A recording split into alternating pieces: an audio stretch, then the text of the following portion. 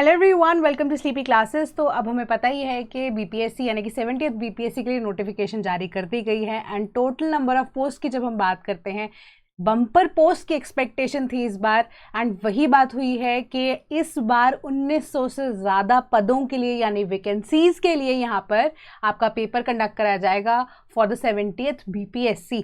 ठीक है, तो नंबर ऑफ पोस्ट जो है यहाँ पे हाईलाइट की हुई है मैंने, 1945 नंबर ऑफ पोस्ट हैं टोटल, इंक्लूडिंग एवरी कैटेगरी या अनरिजर्व कैटेगरी, राइट। तो अब आप अगर ध्यान से स्क्रीन पर देख रहे होंगे तो मैंने ये जो हाईलाइट किया हुआ है बहुत सारी चीज़ें, इसके ऊपर भी आएंगे, डिस्कस करेंगे। सिंस आई टोल्ड यू कि ये वीडियो ऐसा होने वाला है जिसमें आपको कुछ ऐसी चीज़ें या टेक्निकलिटीज़ जो जनरल लोगों को नहीं पता होती हैं, पता है तो बहुत अच्छी बात है, नहीं पता होती हैं जो पहली बार पेपर देने लगे हैं उनके लिए ये इंपॉर्टेंट हो जाता है पढ़ना। ठीक है, एक तो शुद्ध हिंदी में होता है, इतनी हिंदी की आदत हम लोगों को होती भी नहीं है। ठीक है, क्योंकि अब देखो लोकल लोग जो है वो तो हैं ही हैं, बाकी जो अब बिहार से बाहर निकल कर या आप कह सकते हो कि आदत नहीं रहती है वैसे वाली, तो कुछ कुछ चीज़ें या कुछ कुछ टेक्निकलिटीज़ या फ्रीक्वेंटली आस्क्ड क्वेश्चंस जो स्टूडेंट्स के रहते हैं वहाँ पे कोशिश करूंगी कि मैक्सिमम क्वेरीज को यहाँ पे आपको आंसर कर सकूं। ठीक है, कोई और क्वेरी होगी तो प्लीज़ कमेंट बॉक्स में ज़रूर बताइएगा, उसका आंसर भी मैं नोटिफिकेशन पढ़ चुकी हूँ इन डिटेल तो आपको बता पाऊंगी। ठीक है, तो टोटल नंबर ऑफ पोस्ट 1945 ये सब आपको बता चुके होंगे। ठीक है, धीरे थोड़ा सा और स्क्रॉल करते हैं, मैंने ऑलरेडी मार्क किया हुआ है।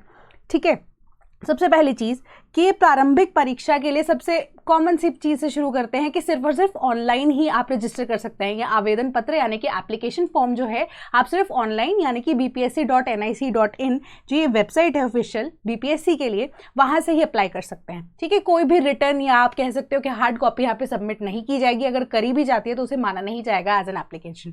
ठीक है, इसके अलावा अब 70th बीपीएससी की जो परीक्षा होगी, ठीक है, उसके लिए क्या लिखा हुआ है, मान्यता प्राप्त विश्वविद्यालय से स्नातक अथवा शतमूल्य परीक्षा में उत्तीर्ण होना अनिवार्य है।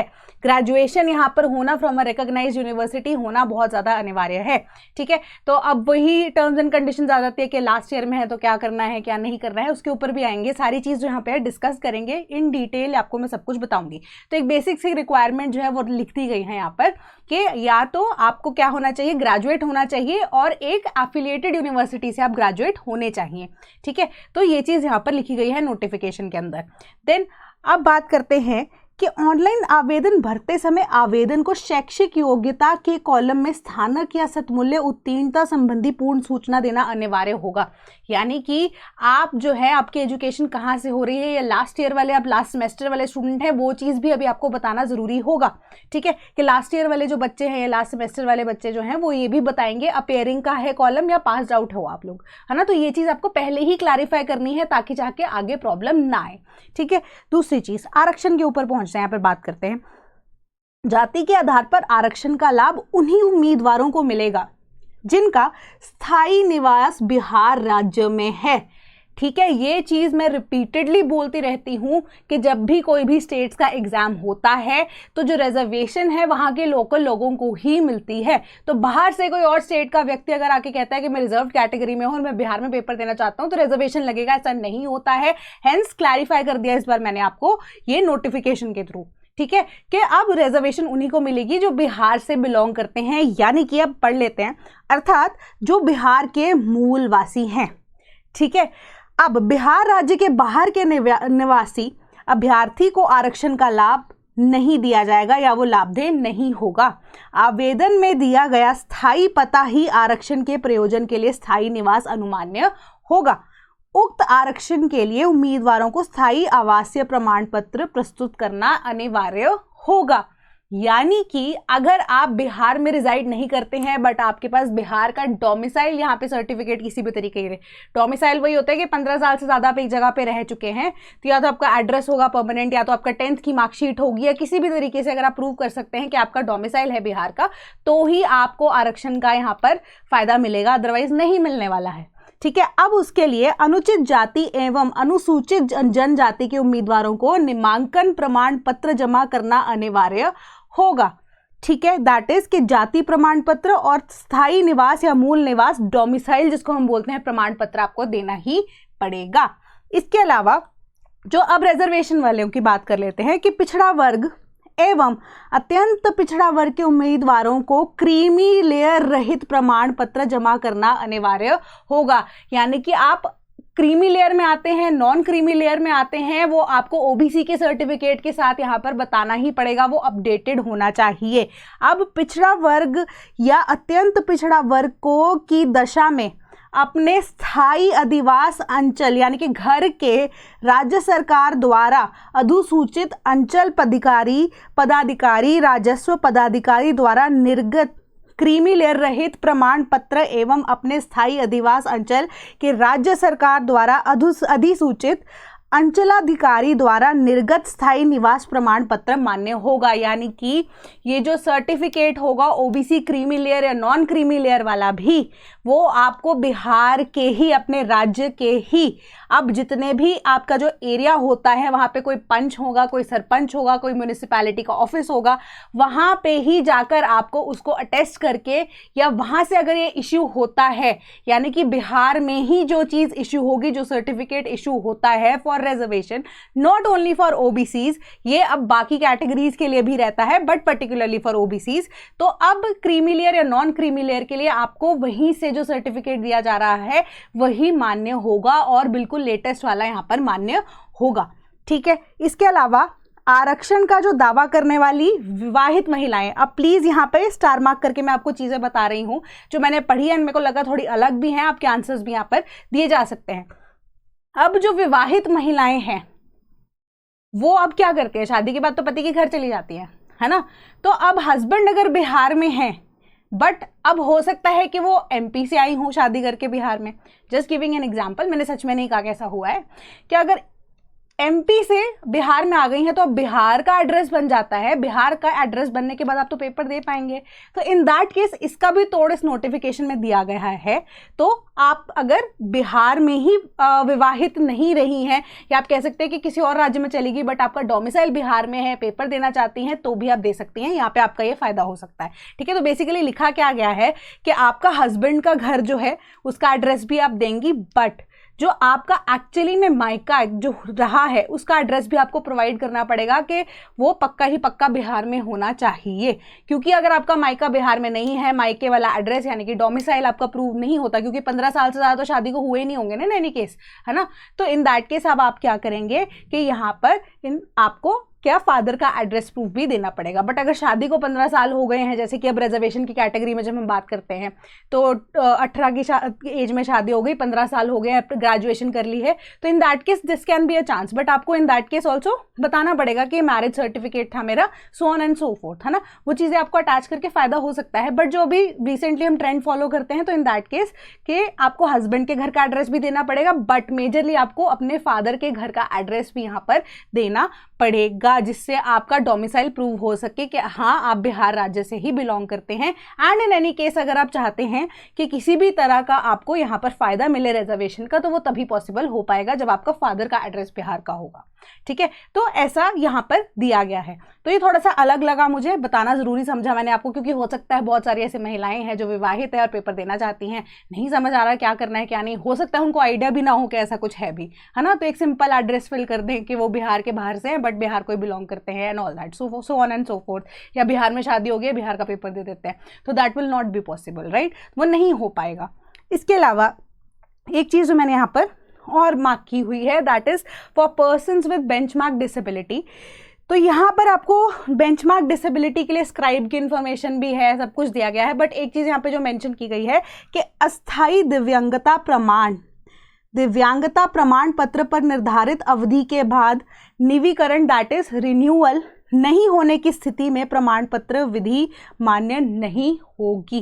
ठीक है, कि आपको क्या करना है, ये नहीं है कि 6 साल पुराना बेंचमार्क डिसेबिलिटी का सर्टिफिकेट उठाकर ले आए हैं आप, अगर तो रिन्यूड है, इस साल का ही है, फिर तो चल जाएगी वो चीज़, बट अगर बहुत पुराना सर्टिफिकेट है और बेंचमार्क डिसेबिलिटी है तो आप क्या करेंगे, सीएमओ के पास जाएंगे किसी भी सरकारी अस्पताल में, वहां से जाकर आप वापस से उनसे अटेस्ट करवाकर ये चीज़ लिखवा सकते हैं कि बेंचमार्क डिसेबिलिटी है, कितने % डिसेबिलिटी है, क्या डिसेबिलिटी है, एंड उसके बाद आप यहाँ पर विद बेंचमार्क डिसेबिलिटी यहाँ पर रिजर्वेशन ले सकते हैं। ठीक है, बट अगर पुराना, बहुत ही पुराना आप कह सकते हो कि सर्टिफिकेट एग्जिस्ट करता है, ठीक है, मेरे अकॉर्डिंगली अगर है तो 2024 में आप दोबारा लिखवा ही सकते हैं ना डॉक्टर से, कि क्यों ही आप पुराने डॉक्यूमेंट्स देकर क्या करेंगे, है ना।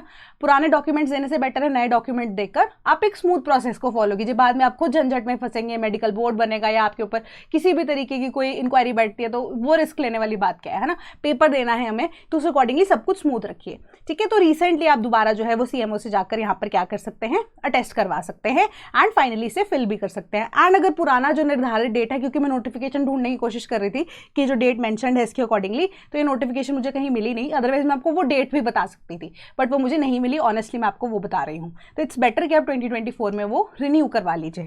ठीक है, इसके अलावा अब विवाहित महिलाएं पक्ष एवं संपत्ति प्रमाण अपने पिता, ठीक है, वही मैं आपको बता रही हूँ कि ये सेम चीज़ यहाँ पर बताई गई है कि उनके पति के स्थायी निवास से निर्गत होगा, परंतु इस विवाहित महिला का अपने पिता के स्थायी निवास के आधार पर निर्गत आवास प्रमाण पत्र प्रस्तुत करना आवश्यक होगा, जिससे स्पष्ट हो जाए कि विवेचित विवाहित महिला बिहार राज्य की मूल निवासी है। ठीक है, बिल्कुल समझ आ गई होगी आपको कि ये क्या चीज़ कही जा रही है। ठीक है, बेंचमार्क डिसेबिलिटी की भी यहाँ पे हमने बात कर ली थी। ठीक है, विवाहित महिला, ठीक है, ये सेम चीज़ है कि पिता के एड्रेस से, अगर आपको creamy layer non creamy layer है। हाँ, इसमें एक चीज़ और भी है कि अगर आप जो है ओबीसी बिलोंग करती थी पहले शादी से, ये चीज़ मैं यहाँ पे मिस आउट कर गई कि ओबीसी कैटेगरी से थी, नॉन क्रीमी लेयर से, बट आपने किसी और कैटेगरी में शादी कर ली है, तो इन दैट केस ऑल्सो आप OBC creamy layer non creamy layer का यहाँ पर रिजर्वेशन का फ़ायदा उठा सकते हैं। क्यों, या उठा सकते हैं, इवन सकते हैं वाला सब पॉइंट ही नहीं है, और उठा सकते हैं महिलाएं इन दैट केस ऑल्सो। कैसे कि जो हमारा रिजर्वेशन होता है बेसिकली वो फादर के नाम पे चलता है।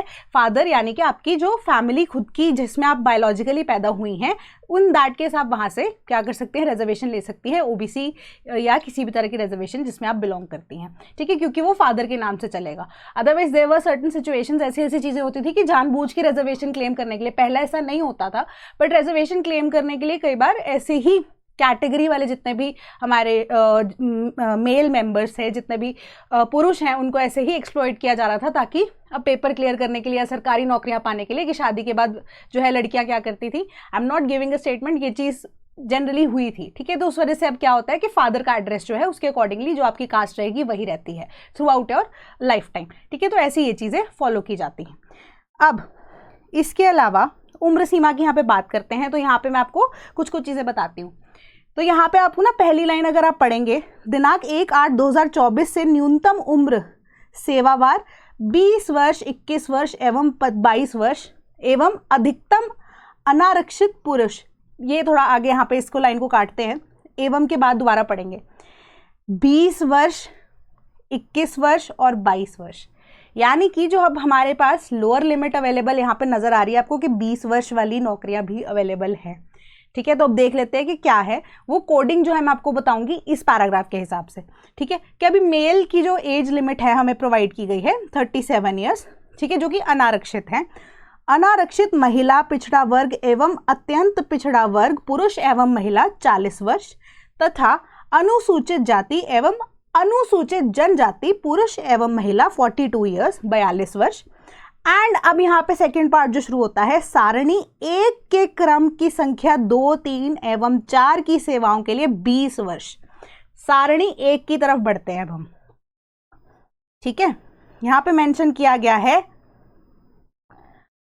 2, 3 और 4, इसके बाद हमें नहीं बताया गया है। ठीक है, 2, 3 और 4 यानी कि पुलिस उपाधीक्षक, जिला समादेष्टा एंड उसके बाद काराधीक्षक, ये 3 जो हमारे पास कैटेगरीज अवेलेबल हैं, इसके लिए आपको मिनिमम, अगर आप पेपर भर रहे हैं तो मिनिमम आपको 20 साल की एज की रिक्वायरमेंट है।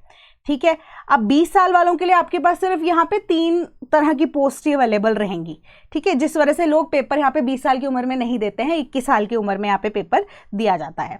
इसके अलावा बोला जा रहा है कि सारणी 1 के क्रम संख्या 15 से 23 तक एंड सारणी 2 की क्रम संख्या 1 की सेवाओं के लिए 21 वर्ष तथा सारणी 1 की क्रम संख्या 1, 5 से 14 तक एवं 24 की सेवाओं के लिए 22 वर्ष होना अनिवार्य है। यानी कि फॉर डिफरेंट पोस्ट या मेजरली अगर आप बात करते हैं ना बाकी सारी पोस्ट के लिए जो ब्लू में मेंशन किया गया और ग्रीन में मेंशन किया गया है, आप कह सकते हो कि जो हमारे पास ग्रीन में मेंशन है जितनी भी, मैं आपको बता देती हूँ कौन सी है ग्रीन में मेंशन। सहायक योजना पदाधिकारी, ठीक है, देन अपर जिला परिवहन पदाधिकारी, नगर कार्यपाल पदाधिकारी, ग्रामीण विकास पदाधिकारी, राजस्व अधिकारी एवं समक्षक, ठीक है, देन श्रम प्रवर्तन पदाधिकारी, प्रचंड पंचायत राज पदाधिकारी, आपूर्ति निरीक्षक, देन प्रचंड अनुजाति, जाति एवं अनुजाति एंड ऑल दैट, रिजर्वेशन वाले जितने भी हमारे पास ऑफिसर्स हैं। इसके अलावा जब हम बात कर रहे हैं हमारे बाल विकास परियोजना पदाधिकारी, ठीक है, ये जितने भी ग्रीन में मेंशन्ड हैं इसके लिए आपकी मिनिमम एज 21 ईयर्स होनी चाहिए।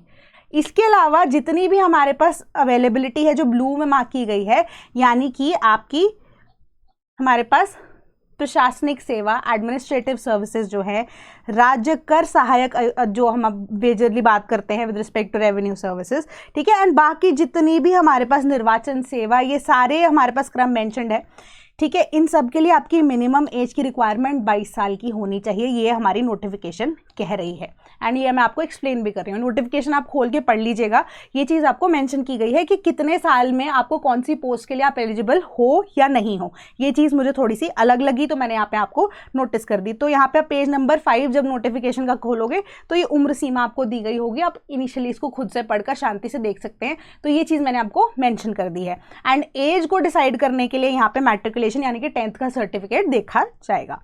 इसके अलावा अब शुल्क की फीस की बात कर लेते हैं। अभ्यर्थी जो कि जनरल कैटेगरी वाले हैं 600 रुपये फीस है। केवल बिहार राज्य के अनुसूचित जाति या अनुसूचित जनजाति के लिए 150 रुपये हैं। एंड बिहार राज्य के स्थायी निवासी सभी आरक्षित वर्ग, अनारक्षित वर्ग, महिला उम्मीदवारों के लिए 150 रुपये। देन दिव्यांग अभ्यर्थी जितने भी हैं हमारे 40 या उससे ज़्यादा अधिक जिनको भी डिसेबिलिटी है उनके लिए 150 रुपीज़, 150 रुपये। अन्य सभी उम्मीदवारों के लिए 600 रुपये, ठीक है, ये आपको बताया गया है। बट इसके लिए ना एक चीज़ यहाँ पे और भी चीज़ मेंशन की गई है कि अगर आपके पास आधार कार्ड है, वैसे तो सभी के पास आधार कार्ड आजकल है, बट कुछ ऐसे लोग हैं या व्यक्ति हैं जिनके पास आधार अभी भी नहीं है या आधार के साथ उनकी वो KYC नहीं हुई है, तो वो बायोमेट्रिक फ़ीस जो है वो भी लगेगी, ठीक है। जब आप बायोमेट्रिक फ़ीस के लिए आपको जाना भी पड़ सकता है मे बी कि बायोमेट्रिक फ़ीस जो है वो 200 रुपये अलग से लगेंगे। बट जिनका मोबाइल नंबर ऑलरेडी वेरीफाइड है आधार के साथ तो उनको ये बायोमेट्रिक फ़ीस नहीं लगेगी, ठीक है। या जिन्होंने वन टाइम रजिस्ट्रेशन OTR करवा के रखा हुआ है, पिछले साल भी पेपर दिया था, या किसी और भी कह सकते हो कैटेगरी में पेपर दे चुके हैं, कोई और पेपर दे चुके हैं लोक सेवा आयोग का, ठीक है, इन दैट केस ऑल्सो आपको रिक्वायरमेंट नहीं है। बट जिन्होंने बायोमेट्रिक्स यानी कि उंगली के निशान जो है अब वेरीफाई नहीं कराए हुए हैं तो उनको बायोमेट्रिक फीस 200 रुपये अलग से भी देनी पड़ेगी एंड जाके वेरीफाई करवाना पड़ेगा, ठीक है। कि वैसे अभ्यर्थी जिनके द्वारा ऑनलाइन आवेदन में पहचान पत्र के रूप में आधार संख्या अंकित किया गया है, यानी कि अगर आपने आधार कार्ड भी अपना नंबर डाला हुआ है इन दैट केस ऑल्सो आपको बायोमेट्रिक फीस नहीं लगेगी। बट इन केस आपका आधार नंबर आप नहीं यहाँ पर डाल रहे हैं, ठीक है, तो या कोई भी ऐसा प्रूफ नहीं डाल रहे, जैसे अगर आप ड्राइविंग लाइसेंस डाल रहे हैं, ड्राइविंग लाइसेंस के लिए जनरली केसेस में आजकल बायोमेट्रिक्स लेना शुरू कर चुके हैं, बट पहले का काफ़ी टाइम हो गया है यहाँ पे, ठीक है। बायोमेट्रिक्स आपके रजिस्टर्ड नहीं है तो आपको बायोमेट्रिक फीस भी है अलग से 200 रुपये देकर यहाँ पे करवानी पड़ेगी। तो इन दैट केस अगर आधार कार्ड नहीं है तो प्लीज़ होना चाहिए, आजकल के टाइम पे तो बहुत रेयर सिचुएशन है कि नहीं हो सकता, बट अगर आधार कार्ड है तो पॉसिबली यूज़ ये कीजिएगा कि आधार नंबर से आप रजिस्टर कीजिए, ठीक है। अपनी जो आपको अगर पूछा जाता है नाम का या इवन की कोई भी आपकी आइडेंटिटी प्रूफ मांगी जाती है तो आधार नंबर दे दीजिए, बेस्ट रहेगा आपके लिए वो ऑप्शन, ठीक है। अदरवाइज 200 रुपये एक्स्ट्रा देंगे कोई फ़ायदा नहीं है, ठीक है। अब आ जाते हैं हम सिलेबस की तरफ थोड़ा सा, ठीक है। मेजरली सिलेबस वही है, सेम है, कुछ भी यहाँ पर चेंज नहीं हुआ है। एकीकृत संयुक्त प्रारंभिक प्रतियोगिता परीक्षा सामान्य अध्ययन विषय की होगी, जिसमें से प्रश्न वस्तुनिष्ठ प्रकृति के बहुविकल्पीय होंगे। परीक्षा की अवधि 2 घंटे की होगी और कुल 150 अंक के यहाँ पर प्रश्न पूछे जाएंगे, ठीक है।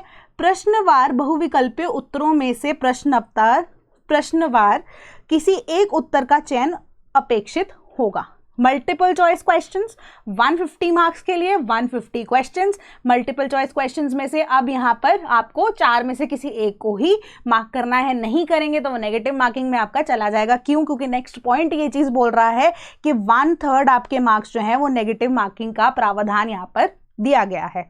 इसके अलावा अब सिलेबस की बात कर लेते हैं। प्रारंभिक परीक्षा के लिए सामान्य विज्ञान, जनरल साइंस, राष्ट्रीय तथा अंतर्राष्ट्रीय महत्व और समस्याई घटनाएं, हमारे जो करंट अफेयर्स या मेजरली कंटेम्प्रेरी अफेयर्स जिसमें आते हैं, भारत का इतिहास तथा बिहार का इतिहास की प्रमुख विशेषताएं, हिस्ट्री की बात हो रही है of India and Bihar. Then सामान्य भूगोल, बिहार के प्रमुख भौगोलिक प्रभाग तथा यहाँ की महत्वपूर्ण नदियां, भारत के राज्य व्यवस्था और आर्थिक व्यवस्था। ज्योग्राफी की बात हो रही है, व्यवस्थाओं की बात हो रही है, यहाँ पे पॉलिटी की बात हो रही है, आज़ादी के पश्चात की अर्थव्यवस्था के प्रमुख परिवर्तन, इकोनॉमी की बात हो रही है, भारत का राष्ट्रीय आंदोलन तथा इसमें बिहार का योगदान एवं सामान्य मानसिक योग्यताओं की जांच करने वाले प्रश्न होंगे। जनरल एप्टीट्यूड की बात भी हो रही है। एंड प्रारंभिक परीक्षा का बेसिक सिलेबस आप देख रहे हैं कि वही रहा है, कुछ यहाँ पे चेंजेस नजर नहीं आ रहे हैं। तो एक यही बात हम मान के चल सकते हैं कि जीएस और सीसैट अलग नहीं हुए हैं, हमारा एक ही पेपर है, ठीक है, जैसे पहले रहता था। देन इस प्रारंभिक परीक्षा में उत्तीर्णता अनिवार्य होगी, ठीक है।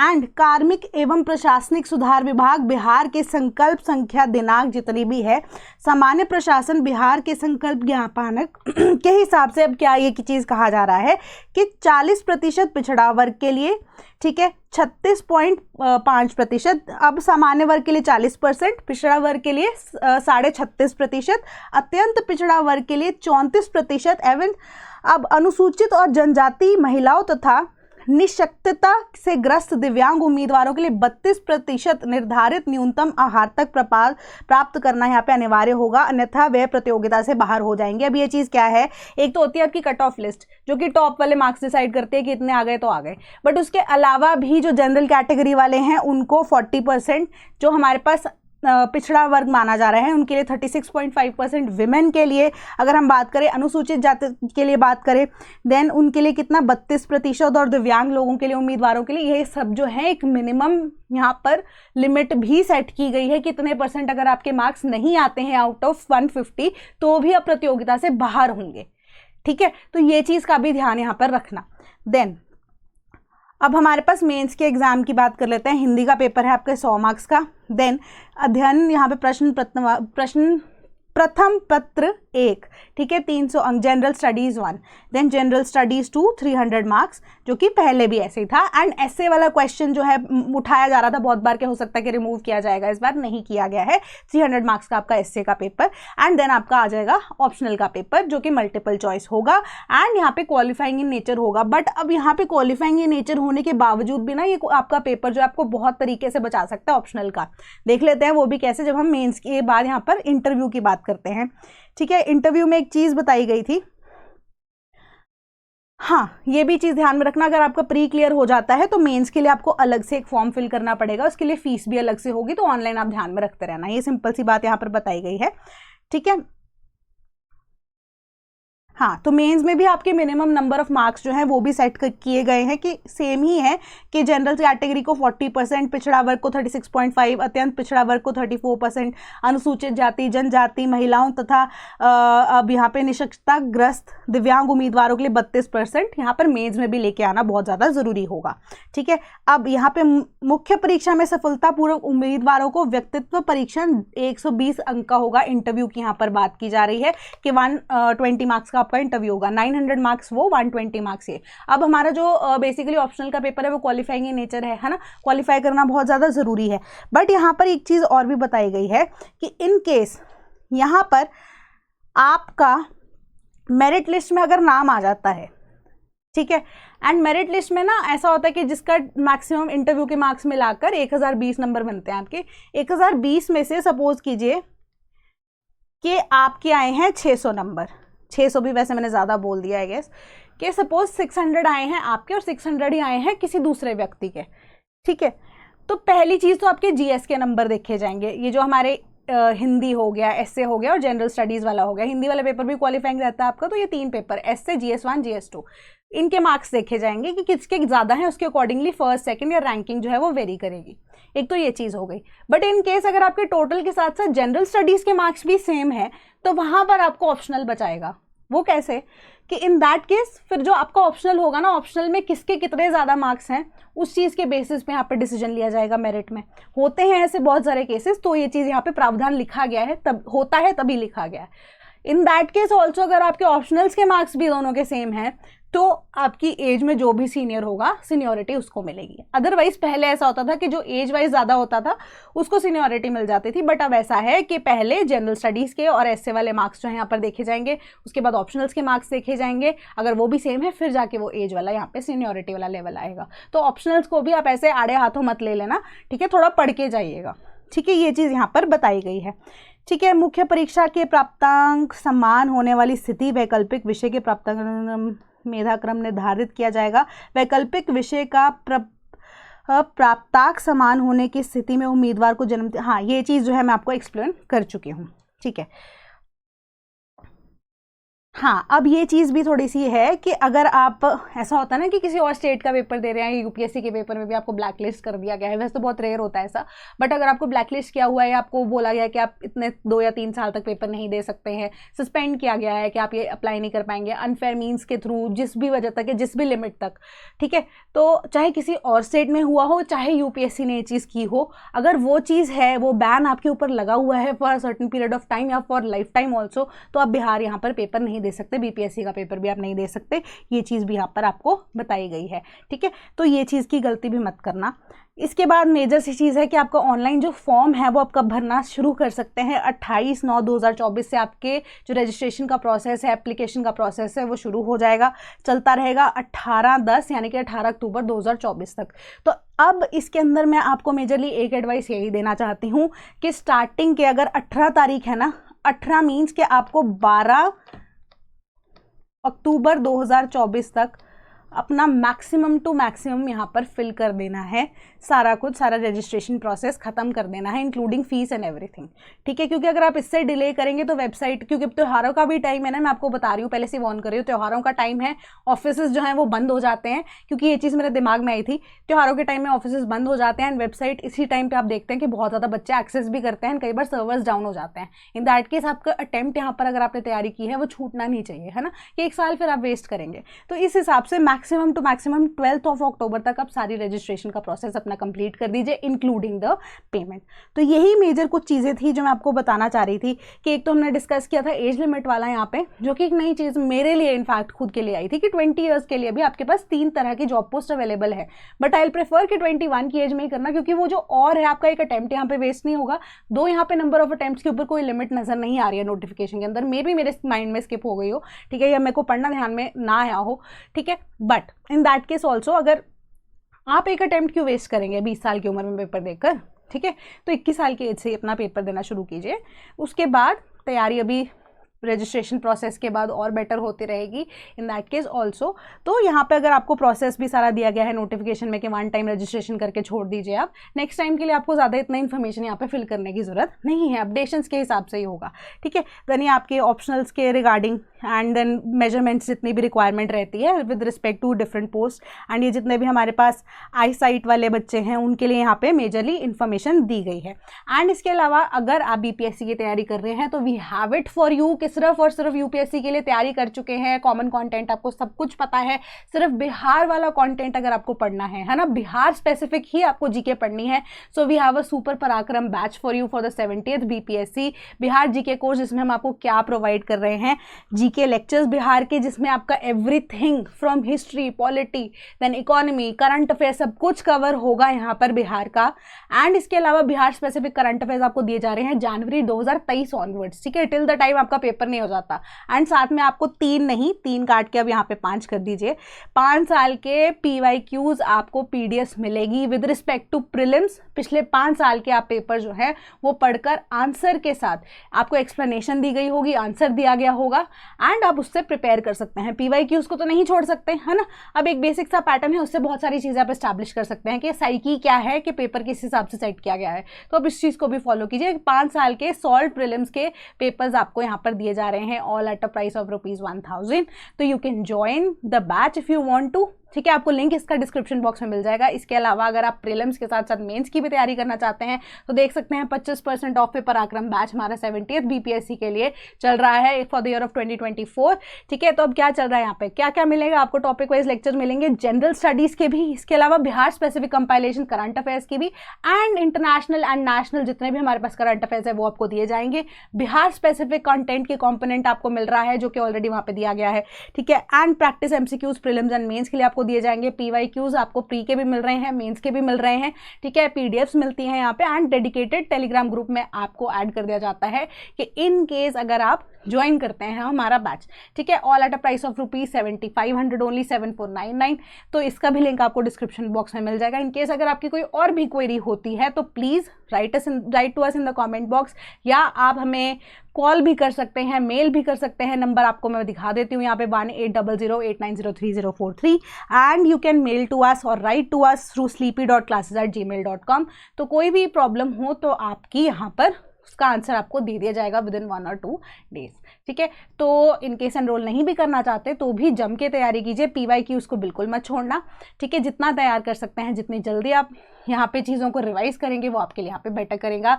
NCERTs को प्लीज़ पढ़ के जाना है, साइंस के क्वेश्चंस, इन्वायरमेंट के क्वेश्चंस, करंट अफेयर्स तो चलो न्यूज़पेपर से आपके हो जाएंगे, वन लाइनर्स होते हैं। साइंस की NCERTs या इन्वायरमेंट के जितने भी क्वेश्चन हैं ना, वो थोड़े बहुत आइडियाज़ रख लेना, ठीक है। आपसे पूछे जाते हैं, डिजीज वाला चैप्टर हो गया, आपके फिजिक्स वाला portion was quite prominent in the last exam, तो वो बेसिक से डायरेक्ट क्वेश्चंस थे, वो जरूर पढ़ के जाना प्लीज, ठीक है। So all the very best for your exam, most probably November, या थोड़ा बहुत अगर हम डिले देखकर चलते हैं तो आपका पेपर दिसंबर मिड तक हो सकता है। वैसे मोस्ट प्रॉब्लम मुझे लगता है नवंबर, जो 17 नवंबर की आपकी डेट दी गई है उसी टाइम पे आपका ये पेपर होगा। तो जल्दी से अब रिवाइज करना शुरू कर दीजिए। That was all from my side, thank you so much.